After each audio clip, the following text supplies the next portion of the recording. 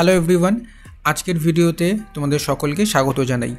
তোমরা যদি food SI এবং পিএসসি ক্লার্কশিপ এই দুটো পরীক্ষাকে একসাথে টার্গেট করো তাহলে আজকের ভিডিওটা তোমাদের জন্য। আজকের ভিডিওতে আমি তোমাদের সাথে শেয়ার করব এই দুটো পরীক্ষার প্রিপারেশন তোমরা একত্রে কিভাবে নিতে পারো, কম্বাইন্ড অ্যাপ্রোচ কি হওয়া উচিত, সেই সমস্ত বিষয় নিয়ে একটা ছোট্ট ডিসকাশন হবে এবং আশা করি আজকের ভিডিওটা তোমাদের প্রিপারেশনকে এগিয়ে নিয়ে যেতে সাহায্য করবে।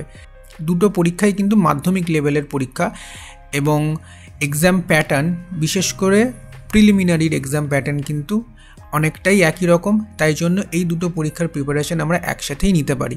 সঠিক অ্যাপ্রোচ কী হওয়া উচিত চলো আমরা আজকের এই ভিডিওর মাধ্যমে দেখে নিই।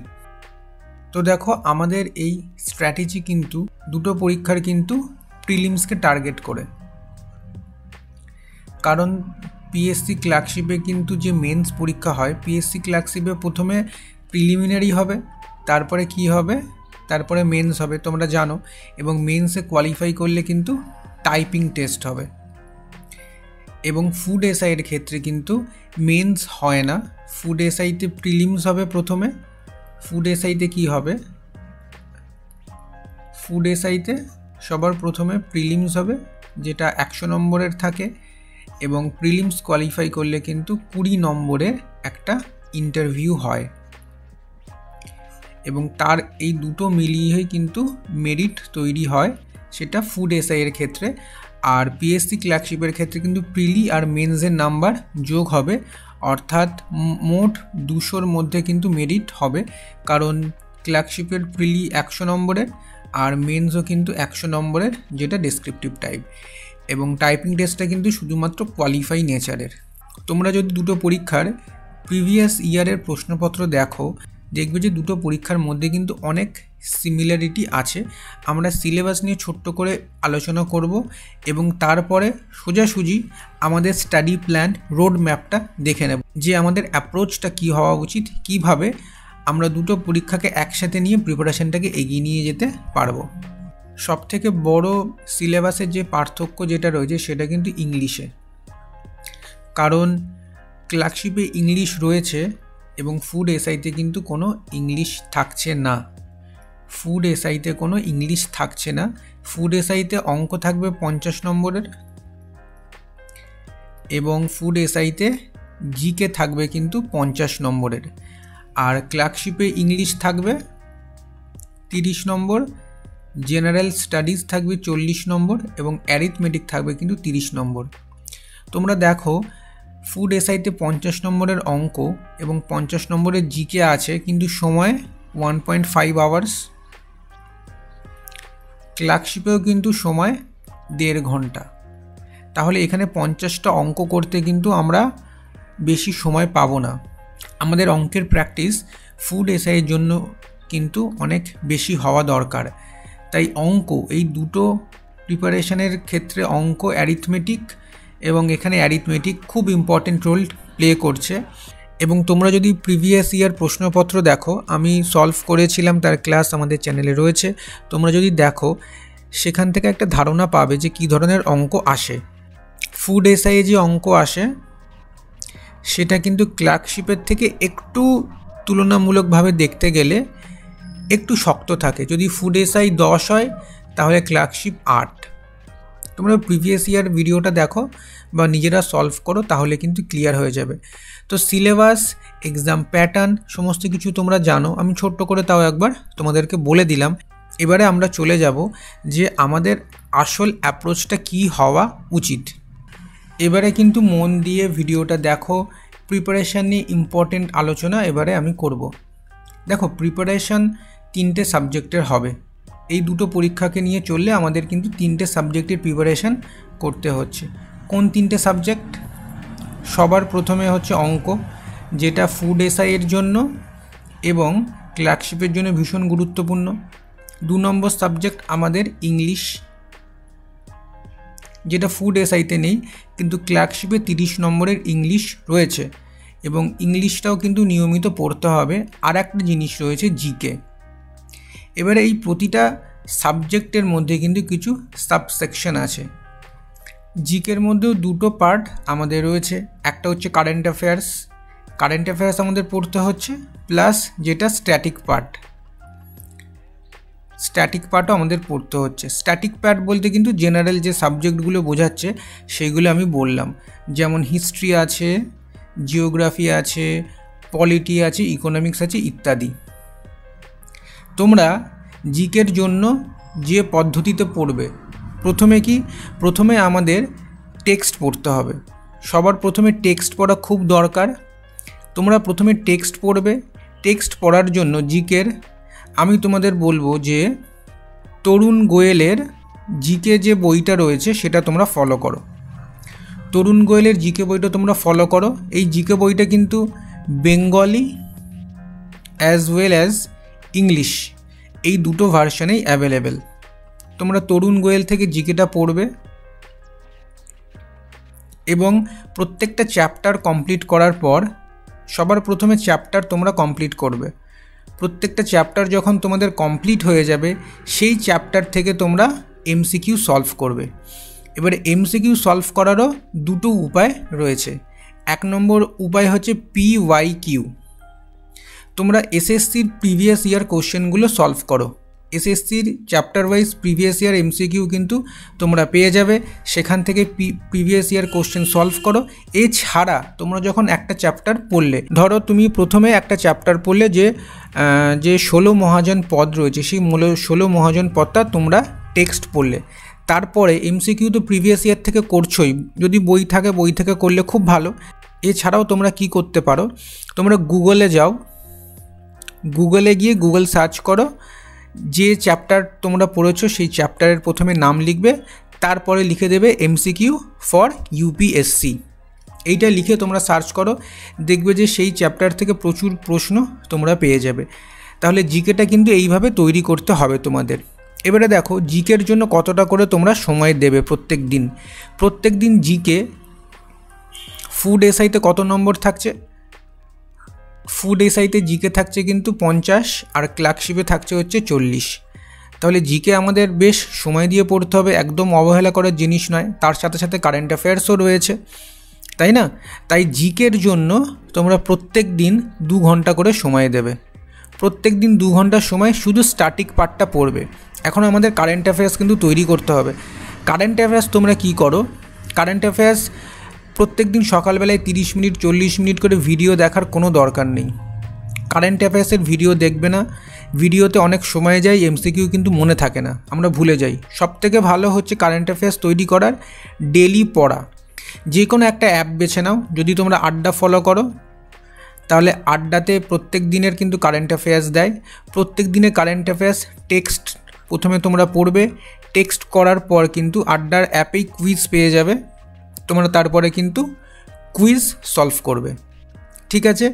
এবং আড্ডাতেই কিন্তু মান্থলি ক্যাপসুল দেওয়া যা হয়, তো তারপরে মান্থলি ক্যাপসুলগুলো তোমাদের পড়তে হবে। তাহলে অ্যাপ্রোচটা আমাদের কি হচ্ছে, কারেন্ট অ্যাফেয়ার্সের জন্য প্রথমে আমরা ডেইলি টেক্সট পড়ছি, তারপরে প্রত্যেক দিনের কুইজ আমরা সলভ করছি এবং মান্থলি টেক্সট পড়ে রিভিশন করছি।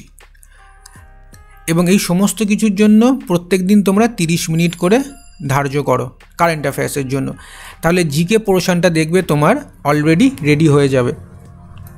এই সব কিছুর জন্য দিনে তুমি যদি 2.5 ঘন্টা করে দাও, দেখবে যে তোমার জিকে পোর্শনটা কিন্তু বেশ স্ট্রং হয়ে যাবে এবং ক্লার্কশিপ পরীক্ষায় 30 থেকে 35 তোমরা অ্যান্সার করতে পারবে এবং ফুড এসআইতে কিন্তু 40+ তোমরা অ্যান্সার করে আসতে পারবে এবং জিকের জন্য এই নাম্বারটা যথেষ্ট।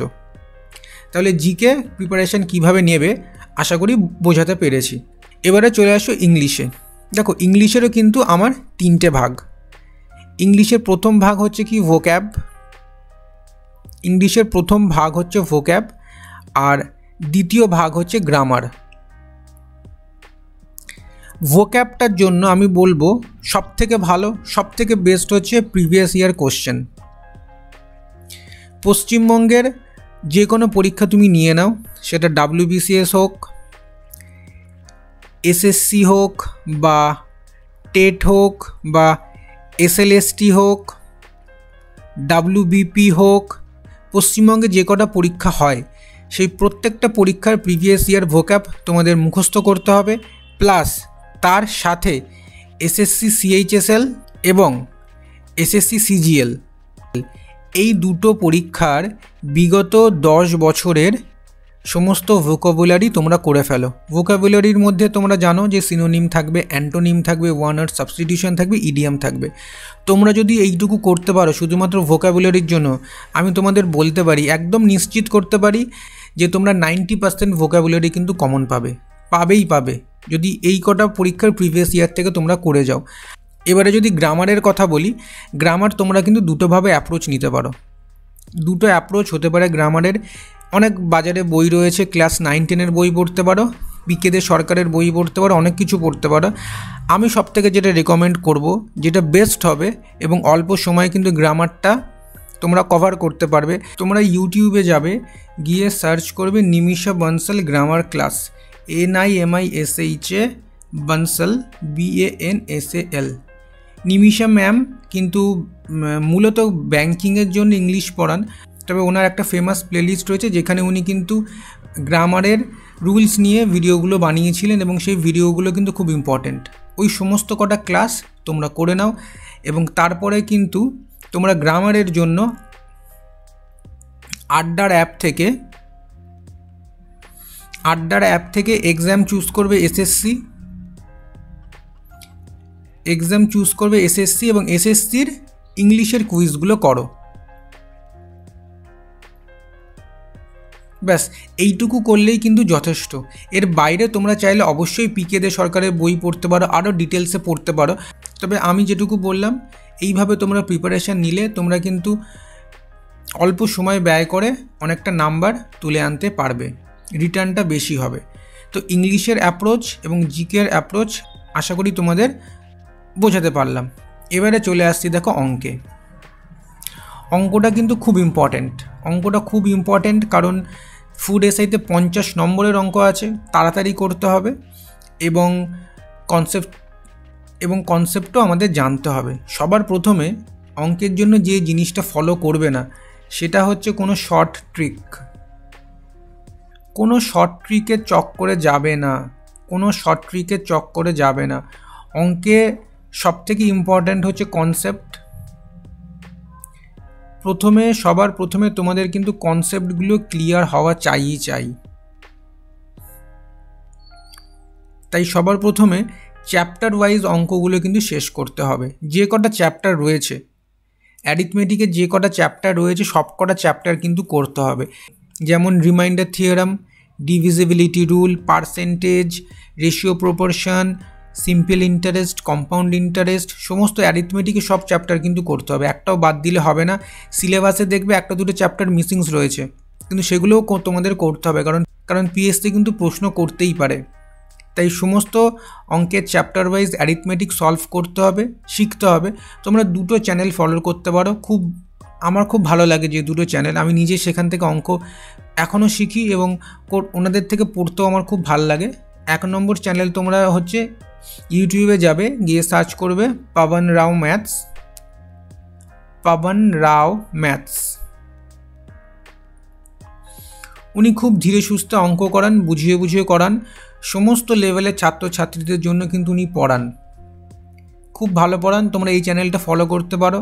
আর একটা চ্যানেল ফলো করতে পারো, সেটা হচ্ছে E1 কোচিং সেন্টার।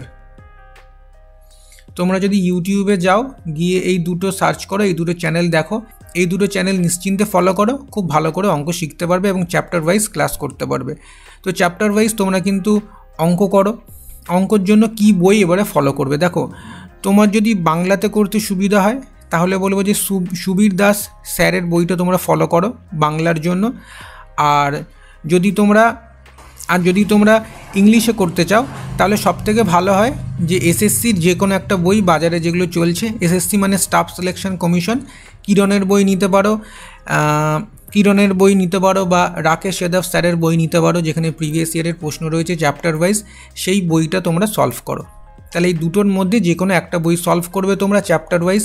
প্রথমে ইউটিউব থেকে ক্লাস করে সেখানে নোটস বানাবে, তারপর নিজে বইগুলো থেকে কিন্তু সলভ করবে, তারপর তোমরা কুইজ করবে। এবং কুইজ করার জন্য একই রকমভাবে তোমরা আড্ডার অ্যাপ ব্যবহার করতে পারো। আড্ডাতে ভালো কুইজ থাকে, তবে যেহেতু আমাদের পরীক্ষাতে অ্যাডভান্স ম্যাথ নেই, অ্যাডভান্স ম্যাথটা বাদ দিতে পারো তোমরা, তবে আমাদের কিন্তু পরিমিতি রয়েছে, যেটা কিন্তু স্কোয়ার বা সার্কেল এখান থেকে প্রশ্ন দেবে। তো আড্ডাটা ফলো করতে পারো। আরেকটু যদি শক্ত অঙ্ক করতে চাও, মানে এই লেভেলেরই, মাধ্যমিক লেভেলেরই একটু শক্ত অঙ্ক, তাহলে তোমরা স্মার্ট কিরা, SMART স্মার্ট কিরা বলে একটা অ্যাপ রয়েছে, সেটাও ফলো করতে পারো। এই যে অ্যাপটা, এদের লেভেলটা কিন্তু একটু হাই, আড্ডাটা মডারেট, স্মার্ট কিরাটা একটু হাই। তো এই গেল ম্যাথের প্রিপারেশান, ইংলিশের প্রিপারেশান, জিকের প্রিপারেশান। এবারে সময়টা আমি জিকের জন্য বলেছিলাম 2 ঘন্টা সময় তোমাদের দিতে হবে। ইংলিশের জন্য তোমরা ডেলি সময় দাও 1 থেকে 1.5 ঘন্টা, 1 থেকে 1.5 ঘন্টা সময় দাও ইংলিশের জন্য, এই ভোক্যাব আর গ্রামার করার জন্য। আর তোমরা যদি এখন থেকেই মেন্সের প্রিপারেশান নিতে চাও, যদি এখন থেকেই মনে করো যে আমি ক্লার্কশিপের মেন্সের প্রিপারেশান নেব, তাহলে আরও 30 মিনিট তোমরা ব্যয় করো নিউজ পেপার পড়ার জন্য। 30 মিনিট তোমরা নিউজ পেপার কী পড়বে না, ইন্ডিয়ান এক্সপ্রেস নিউজ পেপার পড়ো, ইন্ডিয়ান এক্সপ্রেস থেকে এডিটোরিয়াল তোমরা পড়ো, আর বাংলার পড়ো আনন্দবাজার পত্রিকা। আনন্দবাজার পত্রিকা পড়ো বাংলার জন্য, আনন্দবাজার থেকে সম্পাদকীয়টা পড়বে, আর ইন্ডিয়ান এক্সপ্রেস থেকে কিন্তু এডিটোরিয়ালটা পড়বে। এই দুটো করলে দেখবে তোমাদের মেন্স পরীক্ষায় ক্লার্কশিপের অনেক হেল্প হবে, প্লাস ভোকাবুলারিও বাড়বে। তো ইংলিশের জন্য প্রতিদিন 1 থেকে 1.5 ঘন্টা সময় দাও, জিকের জন্য 2.5 ঘন্টা সময় দাও, আর অঙ্কের জন্য কিন্তু তোমরা 2.5 ঘন্টা করে সময় দাও। তাহলে দেখো মোট সময় কত হচ্ছে, অঙ্কের জন্য 2.5 ঘন্টা, ইংরাজির জন্য 1.5 ঘন্টা, এবং জিকের জন্য কিন্তু 2.5 ঘন্টা। তাহলে দেখো 2.5 আর 2.5 5 আর 1.5 6.5 ঘন্টা। এই 6.5 ঘন্টা নিয়মিত তোমরা করো। এই 6.5 ঘন্টা নিয়মিত পড়াশুনো করলেই দেখবে তোমরা অনেকের থেকেই অনেকটা কিন্তু এগিয়ে থাকবে। কিন্তু এটা রেগুলার করতে হবে। কনসিস্টেন্সি ইজ দ্য কি। এইভাবে তোমরা প্রিপারেশান নাও, এগিয়ে চলো, দেখবে যে তোমাদের সিলেকশনের চান্স কিন্তু অনেকটা বেড়ে গেছে। তবে একটা জিনিস বারবার বলি যে ধৈর্য হারালে চলবে না, হার মানলে চলবে না, এগিয়ে যেতে হবে, চেষ্টা চালিয়ে যেতে হবে, নিজের ওপর বিশ্বাস আস্থা রাখতে হবে। আশা করি আজকের স্টাডি প্ল্যান এবং গাইড তোমাদের ভালো লেগেছে। কোথাও কোনো ডাউট থাকলে, কোয়ারি থাকলে আমাকে তোমরা কমেন্ট করে জানিও। আর খুব তাড়াতাড়ি দেখা হচ্ছে নতুন একটা ভিডিও নিয়ে। Till then, God bless, take care.